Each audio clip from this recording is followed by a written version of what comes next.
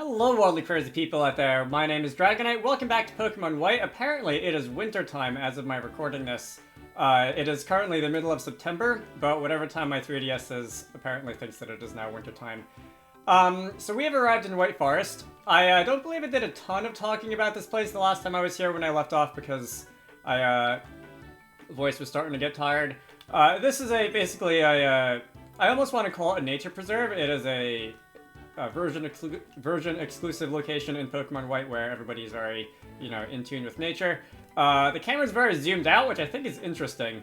There's a little bit of space that you can surf in here. There's a little bit of tall grass. I believe there's quite a few random encounters that you can run into in the tall grass here, which gives Pokemon White quite a few more version exclusives over Pokemon Black. Here we see a Slakoth, level 5. I think all the random encounters in here will be level 5.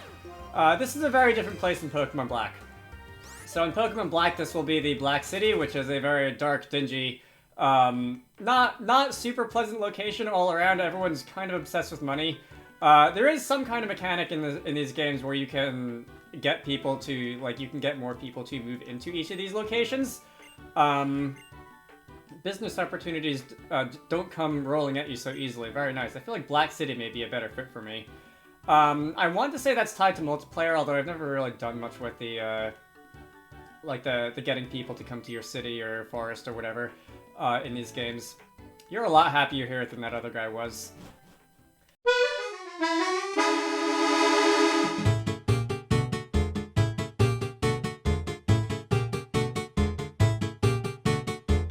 Right, so now that we've seen that, and I don't really intend on going back to either of those places, because one, Black City sucks, and two, there's honestly not all that much for me in either version. I'm going to be advancing out. What route are we on? I've already forgotten what route we're on. This is going to be route 14. Alright. So let me throw on a repel, and we can continue our adventure down Route 14. This is going to be... we're going to be getting back into battling. We're going to be getting into, exploring, finding things. I think there's HMs in this route. I know that there's, surf and waterfall. Oh, this is the first battle of the game. This is the first trainer battle of the game. I guess I'll talk through this one. Ugly level 68. Alright, a little bit stronger than some of the other ones we've seen. I'm only level 52. Apparently I did not heal. Did I not heal? Alright, it's only Gummy that's a little beat up. That's fine. Anyway, let's see what I can do. Alright. If I'm able to get an attack off here, then I'm going to be doing a lot of damage. With a stab, full power return. Or it's probably not full power because it did do a lot of dying in the last video. I did manage to get an attack off that is going to almost take down the Purugly in one hit. Do I want to chance it? Do I want to chance getting to hit through another confusion? There's a non-zero chance that I will snap out of confusion on the next turn. Body slam. Alright, so we're doing the para fusion, para flinching. Alright, snapped out of confusion. No paralysis. Good job. Gummy, you are now going to open fire on the rest of the Sage Trainer Junko's team with basically double attack for free, assuming that Espeon doesn't kill me with Psychic, because that definitely is something that can happen. Alright, well, I didn't think that went out all the way through, unfortunately, and Return is going to lose a couple more points of power, because I just went down and fainted, and my happiness would have gone down. Alright, Line is almost at a level, so I think we can, let's see, let's Stone Edge you. That's going to be the strongest move I have. Future Sight, yeah. Stone Edge hit. Is that going to be enough for a one-hit KO? It is not. Alright, I've got one turn. You can one-hit KO me because Sturdy. I've got one turn before that Future Sight lands. Almost brought me down to the Sturdy. This may score a critical hit. Yes! Alright, Espeon went down. Line gains the level. 5,000 experience. That's it's no small amount of experience there. Lapras is coming in next. And let's not partake in this matchup. I think, Zach, you've got a type advantage here. And hopefully you're beefy enough that you can take a water or ice type move that Lapras is probably going to attempt to use. Brine. Alright. Line definitely would not have liked that, and I'm going to take the Future Sight attack. Alright, well, sorry, Zach. I maybe could have planned that better. Let's see. Nightshade, there's a good chance that Lapras has enough attack power behind it to take down an Excelgor, but should I Sludge Bomb and hope that I can poison you? I don't know if that's really worth it. Giga Drain is a grass type move. Wow, that didn't do anything. Okay, Hydro Pump. I think Allison. Boy. I'm not feeling like a what's it, like 16 level advantage that you have is all that much, but it really is, isn't it? And that's gonna prevent me from inflicting status on you. Alright, screw you too, Lapras. Hydro Pump shouldn't do much to an Amoonguss, and I should be able to hopefully heal off whatever you're going to do to me with a little Giga Drain. Alright. I think that will restore me to 1 point shy of full health, and we can just do this a couple more times. I should have switched into Allison first without wasting like 3 other of my team members. I'm gonna get a critical hit on this last one, aren't I? We are consistently restoring 1 less than the amount of damage that Lapras is doing to us with Giga Drain. This will probably be some good EVs for Allison too. I think Lapras has defense and special defense and possibly HP. It might be 1 HP and 2 special defense. Anyway. Allison gains a level, grows to level 56, Lion gains a level, and does not grow to 53. And I need a heal. So, I know that I've been making some comments recently about how my team is a little bit... Alright, yeah, there's surfing water on here. I do have me on my party. I have been making some comments recently about how my team is... Oh, come on! About how my team is a little bit not quite as powerful as I'd like it to be. Honestly, I knew going in that this team would be a bit of a challenging one to use in this game.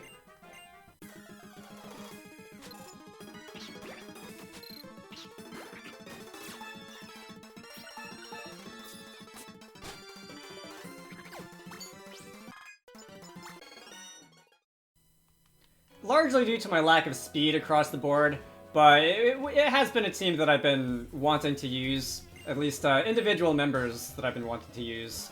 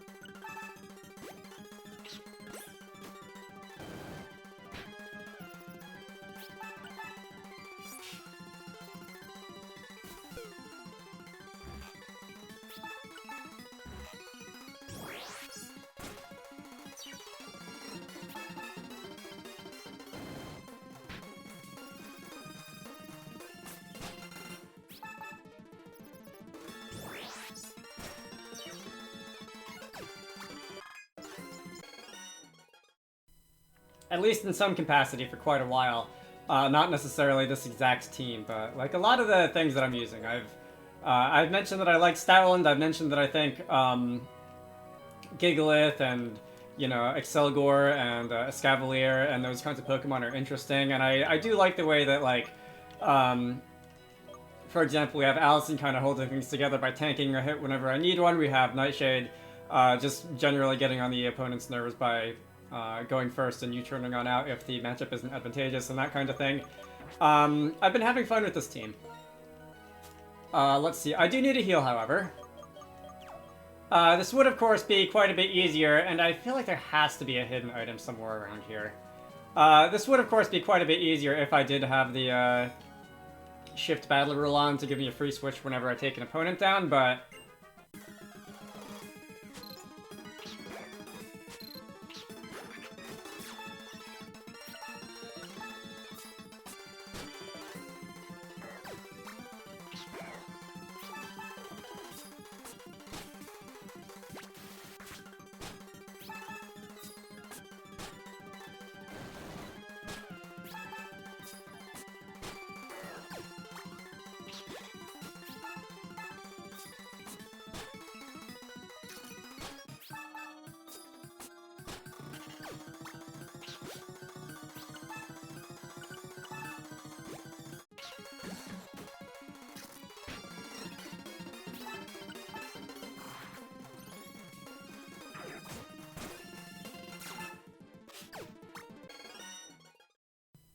It's also been a challenge that I've been enjoying, honestly. I think, did I do something similar in Brilliant Diamond a while ago?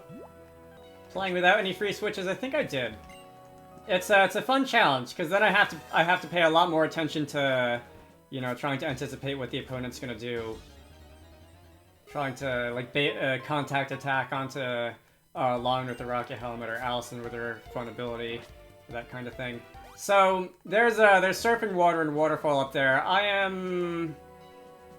Alright. I'm really opening myself up to random encounters, because my team isn't quite strong enough to avoid those yet, but I am going to, I think, start surfing on over this way, and up these waterfalls, and there will be a couple other items I can find up here. A couple other trainers, Ultra Ball. Not bad at all. And... let's see. There's also a bit of a... You know why I was running into random encounters? Because I didn't have a repel on. Anyway, there's also a bit of a hidden location farther down at the end of this waterfall section. And I'll be getting to that part of the game and covering that as well. Okay, you know what? I have Crunch. You're a ghost type, and I should be faster. Let me just see if I can take down this Drifblim and gain a level out of this. Not usually going to be... almost. Not usually going to be fighting these random encounters for experience, but... cases like this, when you're this much stronger than me, I may get a decent amount of experience out of a wild Pokemon yet. Yeah, gained a level out of that, not bad. Alright, let's maybe avoid the Dark Grass for the time being. Alright. That won't go all the way back to the upper part of the route where I was already, right? I don't think it will. Maybe it will. Will it? Who knows? Up this waterfall. And we have ourselves... Hello, Jarlo of the Seven Sages. I couldn't tell just by looking at you what color you were going to be. That one I happen to know is Italian. Greetings to you, strong Pokemon trainer who came to Dragon Spiral Tower. Are you not making friends with Zekrom? Well... if by making friends you mean that I've had Zekrom sitting in the PC since pretty much the start of the postgame, then yeah. There is a saying, if somewhere in the world there is someone who understands you, it feels like that person is right beside you, even if you're as far apart as the end of the land and the top of the sky. And my Lord N and his Pokemon understand one another, so too, do you and your Pokemon understand one another, which is my reason for giving you this. Alright, CMO8 Bulk Up, another one of the doubly stat-raising moves. Those are for the physical and the... yeah, the physical attack and the physical defense. And this is where the Seven Sages decide that they're going to just ramble for eternity. And Looker is going to walk on in. I am an officer of the International Police. Yes, yes, yes, just tell me how many are remaining because I don't remember which ones I found off the top of my head already. I'm trying to count them as I just mash my way through the A button, through this text. And in a Dragon-type Pokemon, I depart to substantiate the substance of this information, so that is the last one. Alright. Missed the first part of his message, but we know that N is alive and well somewhere out there in the world. Hang on, before I go and talk to that hiker, let me just take a quick surf on over this way, and... okay, there's nothing there. Nothing going off in the dowsing machine. I feel like I haven't seen as many hidden items on the dowsing machine as I would expect, but... anyway, let's fight this guy.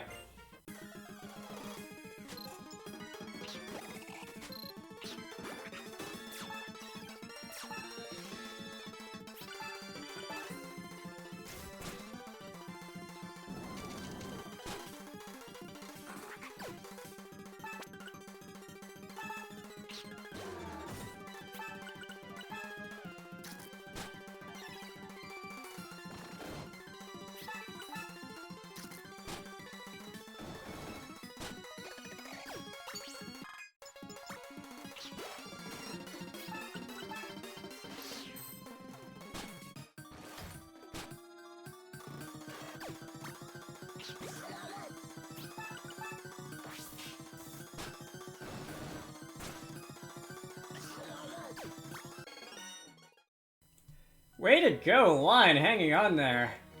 So, wasn't entirely sure how well I was going to be able to stand up to some special attacks with you being more of a, much more of a physical defender, but way to go, alright.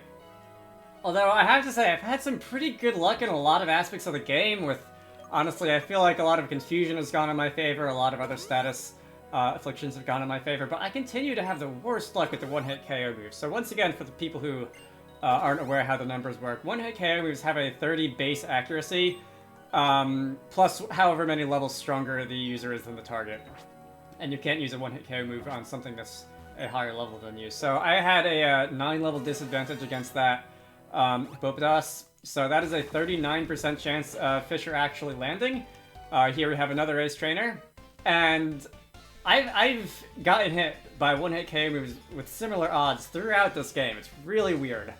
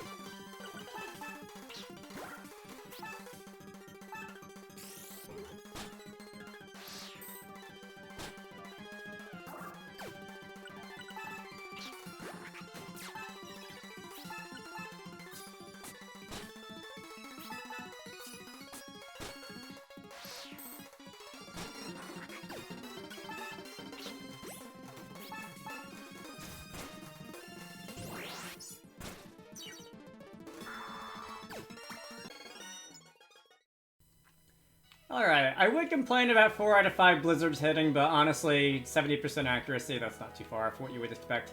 I definitely need to go back to the Pokemon Center to heal. In fact, I don't even want to walk through that tall grass. Can I fly? That is not my fly menu. Alright, so I am now healed up. We can now come out towards the end of Route 14, and welcome to the Abundant Shrine. A rather hidden area in the game, off here down the end of Route 14. We've got some nice farmland, we've got some farmhouses, we've got some hidden items. Let's go into this farmhouse first. Are you a healer? Okay, no, you're just gonna tell me about the Great Landorus. Because I was gonna say, if you're a healer, and after I spent all that time going all the way back to town, and coming all the way back, then I was gonna be a little disappointed in myself. But anyway, here's a youngster.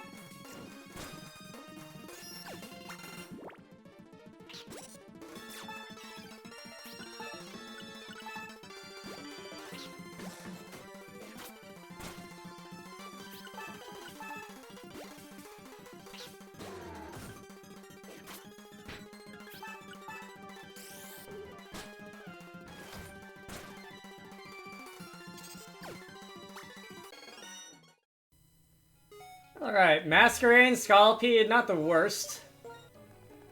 In terms of difficulty, I mean. Or, like, interestingness, I suppose. And experience yield. And just in general. Masquerain we haven't seen before. Scolipede we've seen many of before. Let's see, here we have some tall grass. I see there is an NPC who is staring at the wall. I don't know what you're up to. Tiny Mushroom. Okay, selling items. What do you have to say? Alright, we're just gonna battle.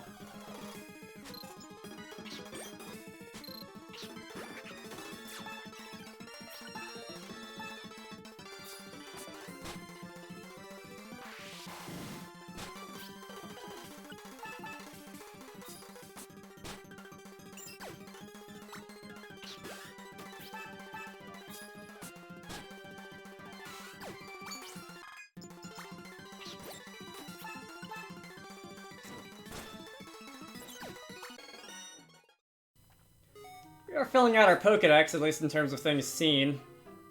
So that's not bad. Let's see. That is another tiny mushroom. I'm expecting to find a couple of those around here.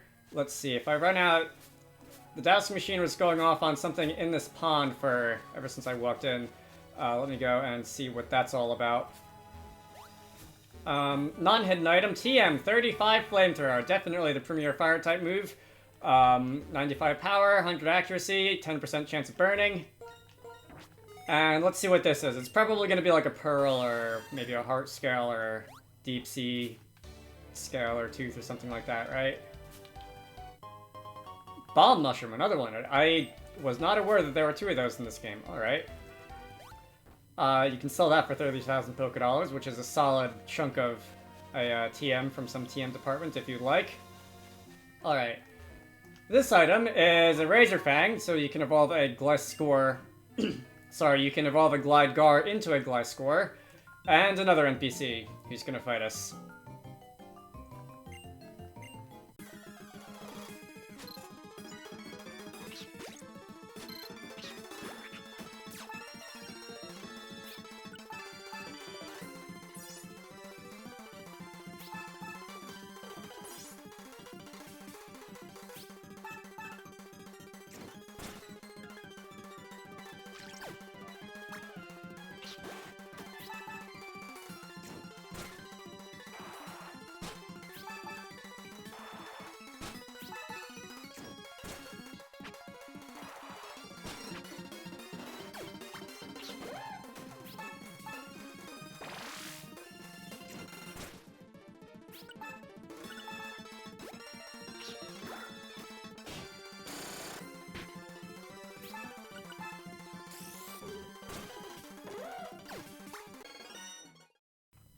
Ring Out is a strange move. I think that's one of the moves that does more damage to the opponent the more HP the opponent has.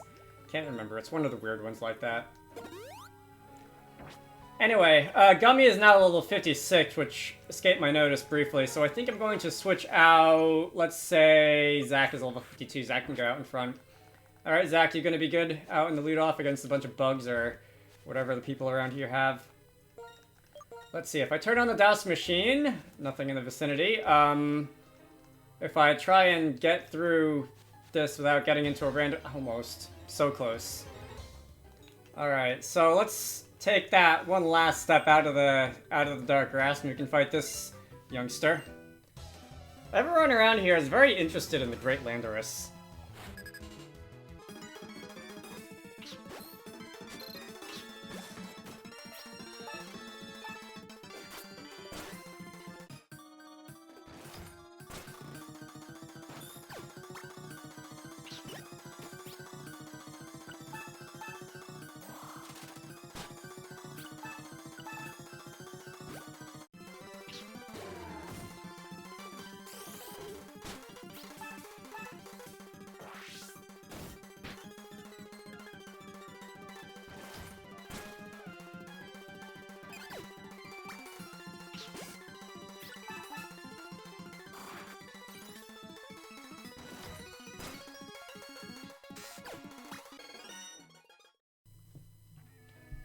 Ninyask.